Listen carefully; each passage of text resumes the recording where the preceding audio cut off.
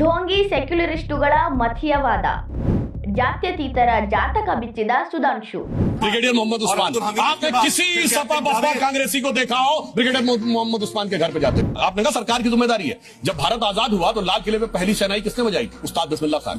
Doctor कलाम का नमाज जनाजा और याकूब मेनन का नमाज जनाजा एक ही दिन हुआ था कि अफजल गुरु की क्षमा याचना के लिए सब खड़े हुए थे, जबकि वो आतंकवाद के हमले का दोषी कोर्ट से सिद्ध हो गया था और 7 साल तक उसको सजा नहीं हुई। ಭಾರತದ ಕೆಲವೊಂದು ಸೋ ಕಾಲ್ಡ್ ಜಾತ್ಯತೀತ ಪಕ್ಷಗಳು ಏನದವಲ್ಲ, ಮಾತೆತ್ತಿದ್ರೆ ನಾವು ಮುಸ್ಲಿಮ್ರ ಪರ ಅಂತ ಹೇಳ್ಕೊತಾವ. ಮುಸ್ಲಿಮ್ರ ಮತ ಪಡಿಬೇಕು, ವೋಟ್ ಬ್ಯಾಂಕ್ ಆಗಿ ಅವ್ರನ್ನ ಕನ್ವರ್ಟ್ ಮಾಡ್ಕೋಬೇಕು ಅಂತ ಹಿಂಗೆಲ್ಲ ಮಾತಾಡ್ತಾರಂತ ಗೊತ್ತೈತಿ.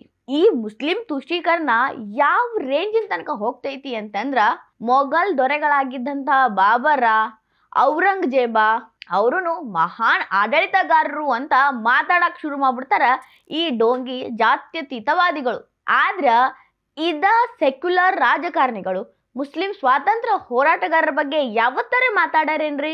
ಹುತಾತ್ಮ ಅಬ್ದುಲ್ ಹಮೀದ್ ಬಗ್ಗೆ ಮಾತಾಡಂಗೇ ಇಲ್ಲ. ಮೊಟ್ಟ ಮೊದಲ ಗ್ಯಾಲೆಂಟ್ರಿ ಅವಾರ್ಡ್ ಪಡೆದಿರುವಂತಹ ಬ್ರಿಗೇಡಿಯರ್ ಮೊಹಮ್ಮದ್ ಉಸ್ಮಾನ್ ಇವ್ರು ಯಾರಂತಾನೆ ಕಾಂಗ್ರೆಸ್ ಅವ್ರಿಗೆ ಗೊತ್ತಿಲ್ಲ ಬಿಡ್ರಿ. ಇಂಥವ್ರ ಬಗ್ಗೆ ಬಿಜೆಪಿ ರಾಜ್ಯಸಭಾ ಸದಸ್ಯ सुधांशु त्रिवेदी लेवड़ी माड्यार. ये बताइए भारत की सेना का पहला गैलेंट्री अवार्ड विनर कौन था? ब्रिगेडियर मोहम्मद उस्मान। आपने किसी सपा बसपा कांग्रेसी को देखा हो ब्रिगेडियर मोहम्मद उस्मान के घर पे जाते हुए? वीर अब्दुल हमीद की शहादत की 50वीं वर्षगांठ हुई, प्रधानमंत्री जी ने घर पे बुलाया, इनमें से कोई उनके घर पर भी नहीं गया। अब आइए, कलाम साहब के मेमोरियल पे कितने लोगों की फेसबुक पे या सोशल मीडिया पे किसी ने पोस्ट किया, कभी गया हो कोई कलाम साहब के, उस पे तो बता दे। अब आपको बताना चाहता हूं, आपने कहा सरकार की जिम्मेदारी है। जब भारत आजाद हुआ तो लाल किले पे पहली शहनाई किसने बजाई? उस्ताद बिस्मिल्लाह खान। उस्ताद बिस्मिल्लाह खान को भारत रत्न कब मिला? अटल जी की सरकार में। ಅಷ್ಟ ಅಲ್ರಿ, ಈ ಸೆಕ್ಯುಲರಿಸ್ಟ್ಗಳಿಗೆ ಮಾಜಿ ರಾಷ್ಟ್ರಪತಿ ಅಬ್ದುಲ್ ಕಲಾಂ ಅವರ ಬಗ್ಗೆನೂ ಗೌರವ ಇರಲಿಲ್ಲ. ಅವರ ಅಂತ್ಯ ಸಂಸ್ಕಾರದ ದಿನ ಈ ಜಾತ್ಯತೀತವಾದಿಗಳ ಗುಂಪೇನೈತಲ್ಲ, ಗ್ಯಾಂಗು, ಭಯೋತ್ಪಾದಕ ಯಾಕೂಬ್ ಮೆಮೋನ್ ಅಂತ್ಯ ಸಂಸ್ಕಾರದಾಗ ಗೊಳೋ ಅಂತ ಅಳಾಕತ್ತಿದ್ರು. ಸಂಸತ್ ಮೇಲೆ ದಾಳಿ ಮಾಡಿದಂತ ಅಫ್ಜಲ್ ಗುರು ನೇಣು ಶಿಕ್ಷೆಯನ್ನ ರದ್ದು ಮಾಡ್ರಿ ಅಂತ ಮನವಿ ಸಲ್ಲಿಸಿದ್ದು ಇದ ಸೆಕ್ಯುಲರಿಸ್ಟ್ಗಳ ಗ್ಯಾಂಗ್. ಈ ವಿಚಾರ ಸುಧಾಂಶು ಅವರ ಬಾಯಿ ಒಳಗ ಕೇಳ್ರಿ. 50 साल सेकुलर सरकार में नहीं मिला। उस डॉक्टर कलाम का नमाज जनाजा और याकूब मेनन का नमाज जनाजा एक ही दिन हुआ। कितने लोग गए थे वहां कलाम के नमाज जनाजा में? 2007 का साल कलाम साहब का टर्म खत्म हो रहा था। कलाम साहब को दूसरा टर्म देने के लिए हम लोग चाह रहे थे।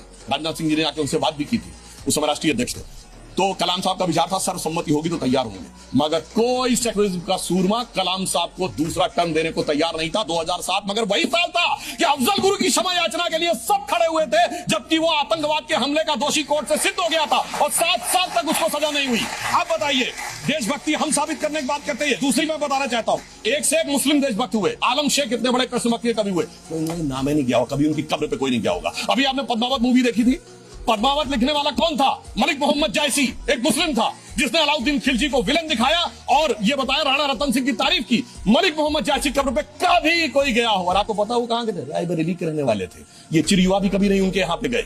और इसलिए कहना चाहते हैं उल्टा अलाउद्दीन खिलजी को रहमतुल्लाह अलैह पता नहीं क्या क्या बोला है टीवी पे आकर। इसलिए मैं कहना चाहता हूँ, जो मुसलमानों में देशभक्त तबका है उसे आप ओन नहीं करना चाहते, उसके लिए ನೋಡಿದ್ರಲ್ರಿ, ಅವಕಾಶ ಸಿಕ್ಕಾಗೆಲ್ಲಾನು ಸುಧಾಂಶು ತ್ರಿವೇದಿ ಅವರು ಸತ್ಯವನ್ನ ಹೇಳ್ಕೊತ ಟಕ್ಕರ್ ಕೊಡ್ಕೋತಾ ಇರ್ತಾರ. ಅವ್ರು ಎಷ್ಟೇ ಟಕ್ಕರ್ ಕೊಟ್ರು ಈ ಡೋಂಗಿ ಜಾತ್ಯತೀತವಾದಿಗಳದಾರಲ್ರಿ, ತಮ್ಮ ಮನಸ್ಸನ್ನ ಬದಲಾಯಿಸೋ ಹಂಗ ಕಾಣಕತ್ತಿಲ್ಲ.